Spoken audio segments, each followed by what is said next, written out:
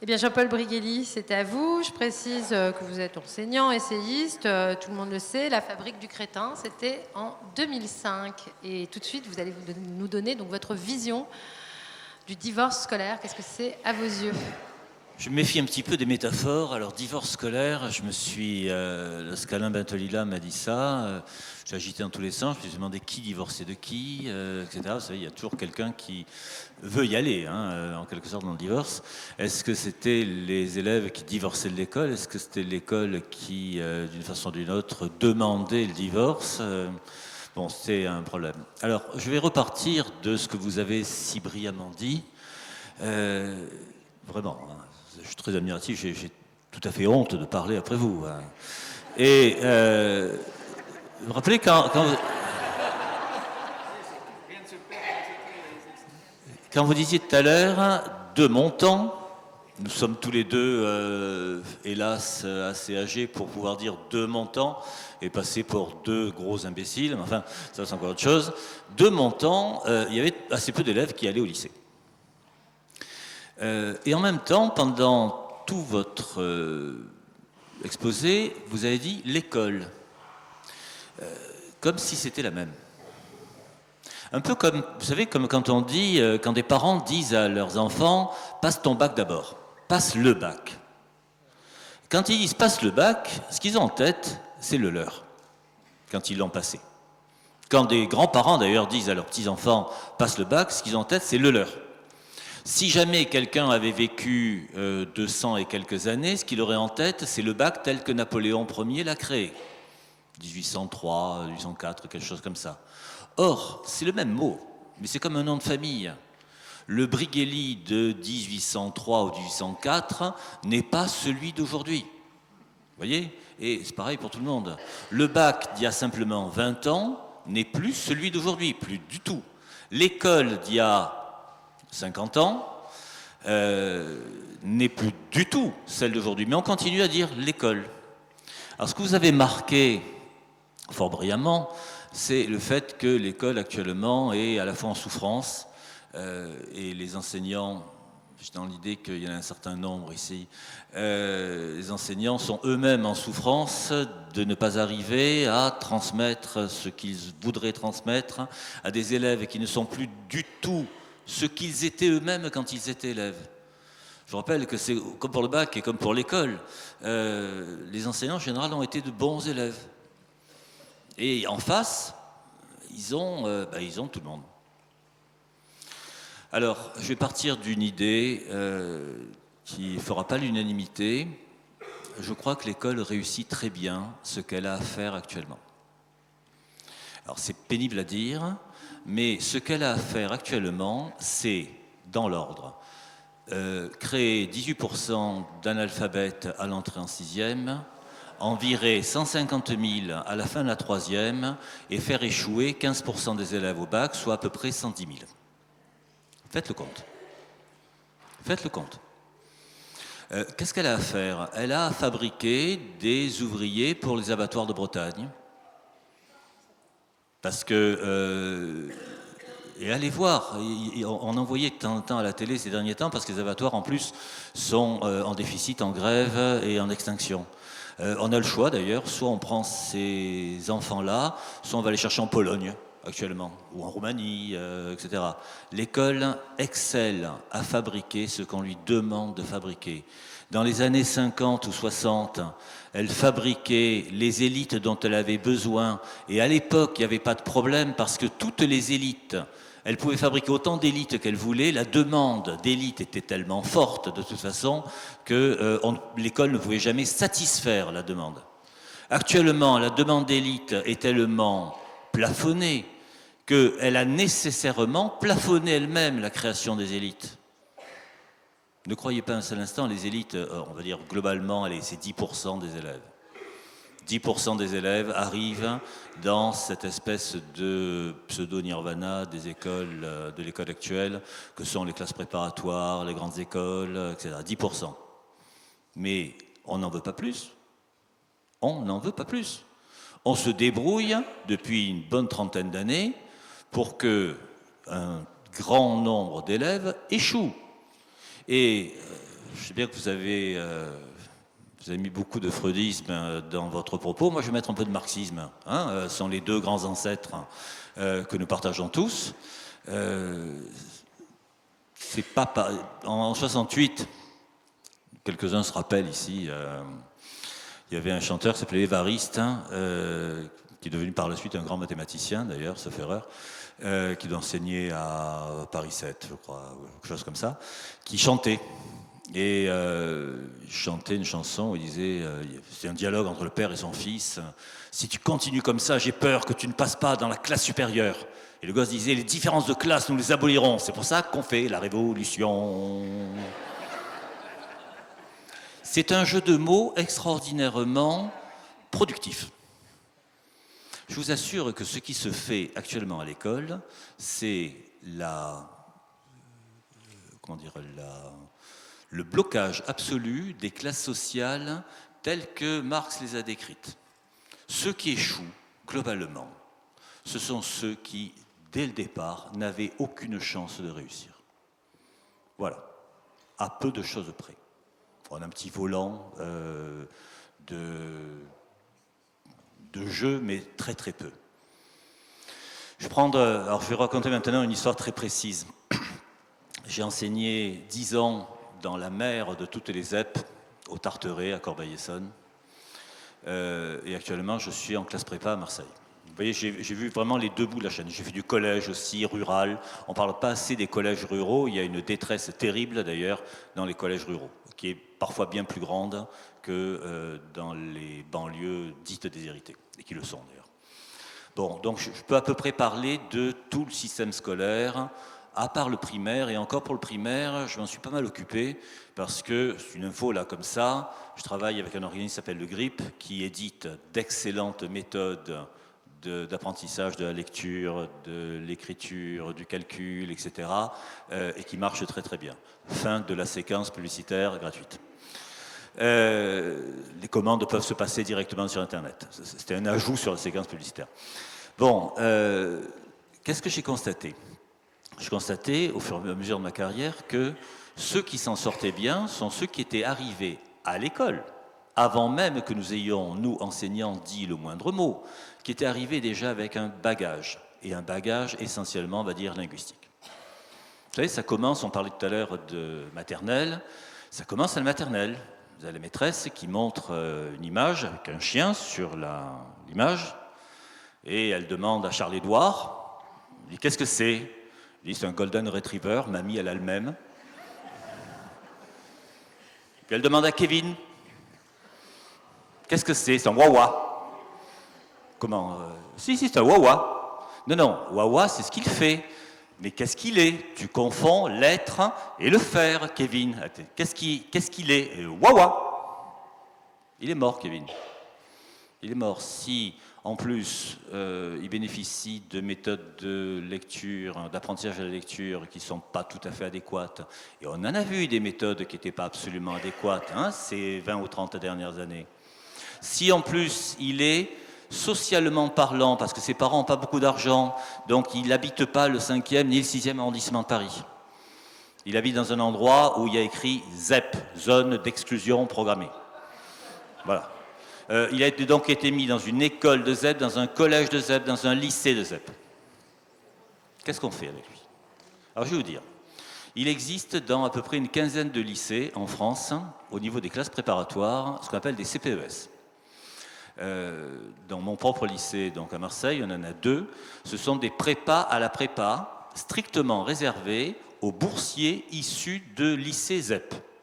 Vous dire à quel point c'est de la sélection sociale à l'envers. Qu'est-ce qu'on constate ?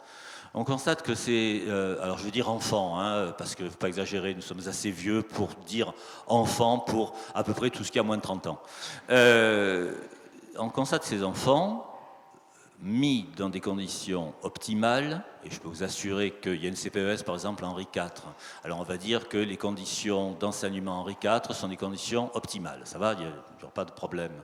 Mis dans des conditions optimales, s'en sortent très bien, parce que pour la première fois de leur vie, on leur donne ce qu'ils demandaient, tout à fait au départ, mais qu'ils n'osaient plus demander depuis très très très longtemps.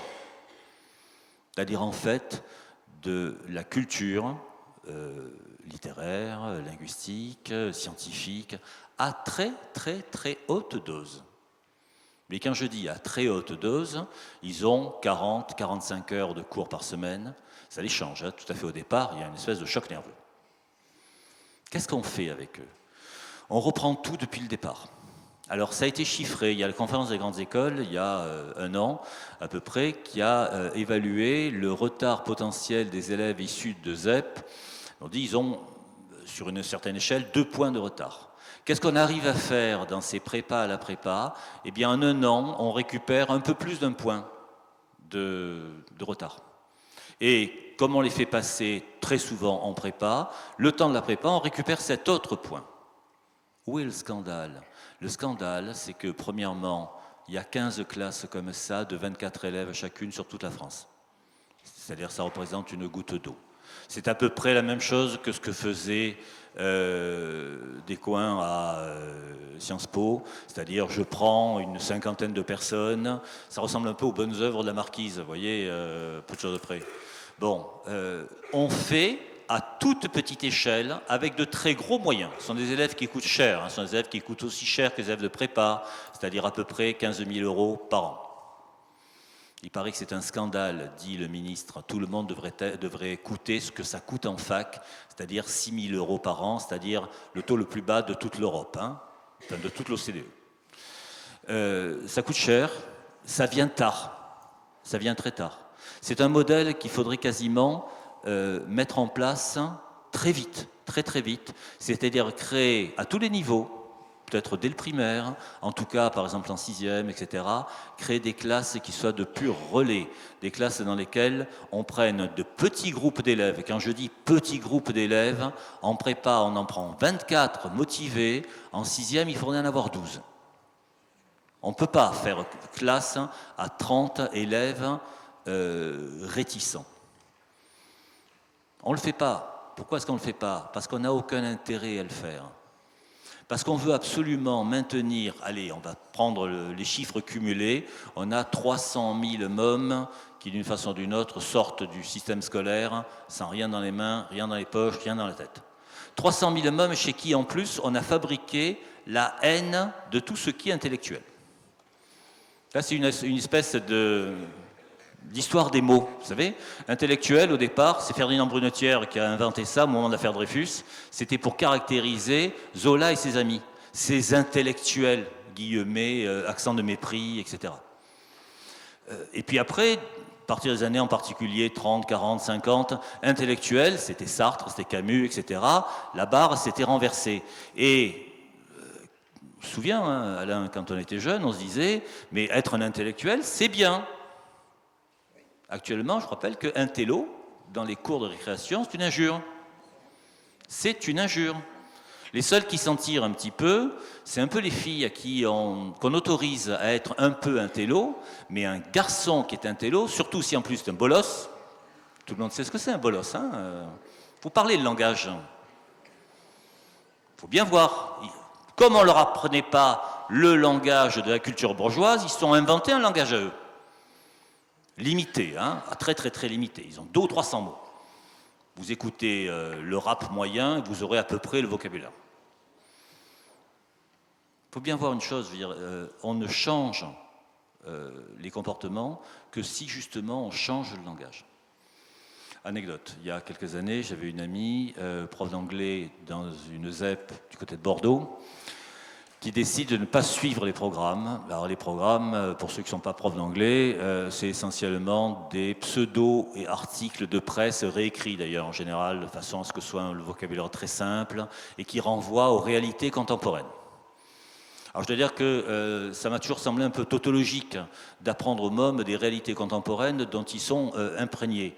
Ça me rappelle il y a quelques années, j'étais sur Montpellier, je faisais un débat avec un professeur des écoles, ça commençait à exister, on ne disait plus instituteur, moi j'aimais bien instituteur, mais bon, professeur des écoles, qui dit oui, il est prévu dans les programmes qu'on fasse découvrir aux élèves leur environnement, et alors moi je suis instituteur à la Paillade c'est le quartier chaud et dur de Montpellier, alors je leur ai fait découvrir les immeubles de la Paillade, mais imbéciles, ils y habitent.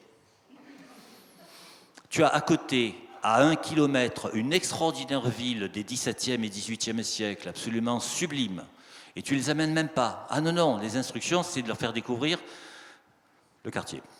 Les caves où, à partir de 12-13 ans, ils se font violer, les endroits où on fait du trafic de drogue, etc. Faut voir, hein, à Payade.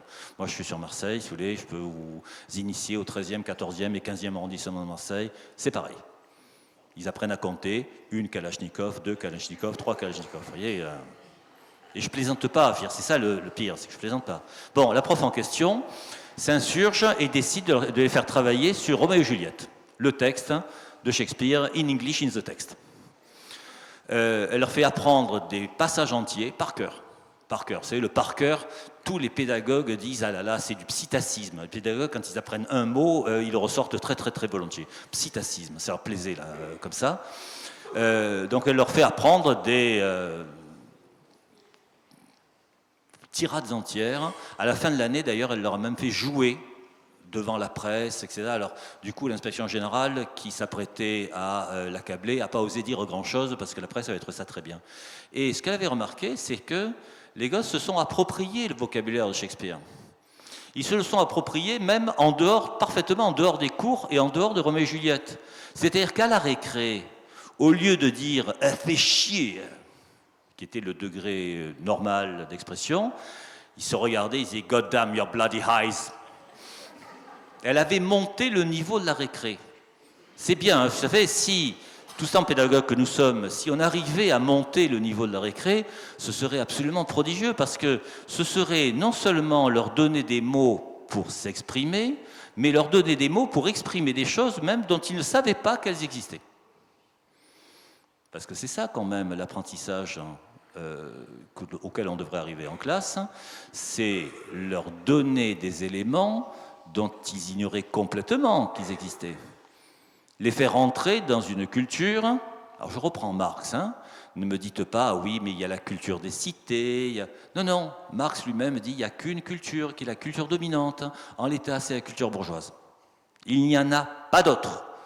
Dès qu'on vous dit, ah oui, mais parlez-leur leur langue, c'est une façon de les mépriser, de toute évidence.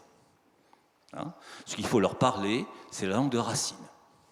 Alors j'exagère un petit peu, moi je veux bien qu'on leur parle aussi la langue de Céline, je n'ai pas d'a priori là-dessus, ou la langue de Stendhal, ou la langue de Hugo, etc. Mais dans tous les cas, leur parler autre chose que leur langue. Corbeil, 1992, j'avais dans une classe très très très bigarrée, avec 4 gosses très colorés eux-mêmes, gardant toujours leur parka en cours, et qui avaient constitué un groupe de rap. Tout ce qu'ils voulaient savoir, d'ailleurs, c'est le rap. Si vous écoutez le vocabulaire du rap, si vous voulez, c'est assez terrifiant quand même. Hein. Et, alors, je ne sais pas si c'était une bonne ou une mauvaise idée, j'ai décidé de les faire travailler sur Victor Hugo, la légende des siècles, en leur disant, mais je vous assure, dans le rap, si vous écoutez bien, ce sont des alexandrins. Pourquoi? J'ai donc pris un parka. J'ai affublé un parka. J'ai dit, je vais vous faire une démonstration là, comme ça. Et j'ai repris, vous savez, Victor Hugo, La conscience. Lorsqu'avec ses enfants vêtus de peau de bête, pas l'effaré livide au milieu des tempêtes, Caïn se fut enfui de devant Jéhovah. Ils ont appris des centaines de vers de Hugo cette année-là, enfin en un trimestre, hein, simplement parce qu'ils avaient pris le rythme. Et on a fait des tas de démonstrations très très drôles d'ailleurs en classe. Alors on me dira c'est de la démagogie, etc. Je m'en fous. À l'arrivée, ils connaissaient 200 ou 300 vers de Hugo avec un vocabulaire absolument éblouissant. Éblouissant. Et à la fin de l'année, ils ont cessé de faire leur rap. C'est dommage d'ailleurs qu'ils n'aient pas enregistré ce qu'ils avaient fait sur Hugo. Je suis sûr que ça marcherait très bien. Hein, je donne l'idée à un fabricant de musique, s'il y en a un ici. Ce qu'il faut en permanence avoir en tête, c'est que l'école fabrique ce dont elle a besoin. Et notre rôle à nous, enseignants, c'est de résister. Alors, on est un peu coincé parce que d'un côté, on a des programmes, on a des inspecteurs, on a des consignes, on a même, paraît-il, un ministre. Mais en même temps, Heureusement d'ailleurs, heureusement, il y a chez les enseignants en général une espèce de défense passive, de grande force d'inertie, qui fait qu'on continue quand même à transmettre des savoirs. Alors même qu'on nous a seriné sur tous les tons, ah oui, mais on est passé dans le constructivisme, dorénavant, ils doivent construire eux-mêmes leur propre savoir. Je rappelle, Boris Cyrulnik a parlé brièvement des résultats de PISA. Il a émis toutes les réserves, d'ailleurs, que j'émettrai moi-même sur la façon dont c'est fait, etc. On pourrait en rajouter énormément, c'est-à-dire pour rien au monde, je ne voudrais instaurer en France un système scolaire qui ressemble à celui de Singapour, de la commune de Shanghai ou de la Corée du Sud. Jamais. Ni d'ailleurs celui de la Finlande. Il faut être bien clair, je pense que chaque pays a le droit de construire un modèle scolaire national. Bon. Mais les résultats de PISA, c'est le niveau s'est encore effondré, les écarts se sont encore creusés, particulièrement en mathématiques. Je vous rappelle, c'est fait sur des adolescents qui ont 15 ans, c'est-à-dire qui sont passés à l'école primaire entre la fin des années 90 et le début des années 2000, c'est-à-dire au moment où Lionel Jospin était Premier ministre et avait à cœur d'appliquer la réforme instaurée en juillet 89 par Jospin-Lionel, ministre de l'Éducation nationale. Entre-temps, on avait inventé les UFM, entre-temps, arrivait sur le marché la première génération d'instituteurs formés par Philippe Mérieux. 15 ans plus tard, la France s'effondre dans les classements. Alors, vous allez me dire que j'insiste peut-être un peu beaucoup, que j'ai un compte à régler, pas du tout d'ailleurs, mais c'est la réalité. La réalité, c'est que, d'une façon ou d'une autre, regardez par exemple, je vais prendre un exemple. À l'époque où vous étiez à l'école primaire, mon cher, les 4 opérations de base, vous les avez apprises au CP. Et ne me dites pas qu'au CP, il n'y en avait que quelques-uns qui y allaient. On y allait tous au CP. On y allait tous. C'est après, hein, à partir de la fin du CM2, que la sélection était effectivement impitoyable. À la fin du CP, on savait lire, écrire, calculer, compter, on connaissait à fond addition, soustraction, multiplication, division. Si, à peu près tous. À peu près tous. Actuellement, on apprend quand la division et on l'apprend avec quels moyens? Alors, vous savez tous, je veux dire, c'est très facile à vérifier, qu'il y a une épidémie actuelle de dyslexie causée en grande partie par des méthodes de lecture inadéquates. Eh bien, je vous en prie. Non, c'est pas faux. Je vais vous donner tous les... Et par ailleurs, il y a une épidémie de dyscalculie également, en même temps. Alors, on a tout à fait les moyens. Parce qu'on a tous les instruments et on a tous la volonté de le faire. C'est ça surtout qui compte. On a les moyens, effectivement, de renverser le modèle. Mais ce qu'il faut voir, c'est que la société elle-même demande un certain modèle d'école et que ce modèle d'école, malheureusement, suppose qu'on fabrique 10% d'élite, 60 à 70% d'un volant intermédiaire et 20 à 30% de gens qu'on va laisser sur les marges. Voilà, parce qu'on en a besoin. Merci.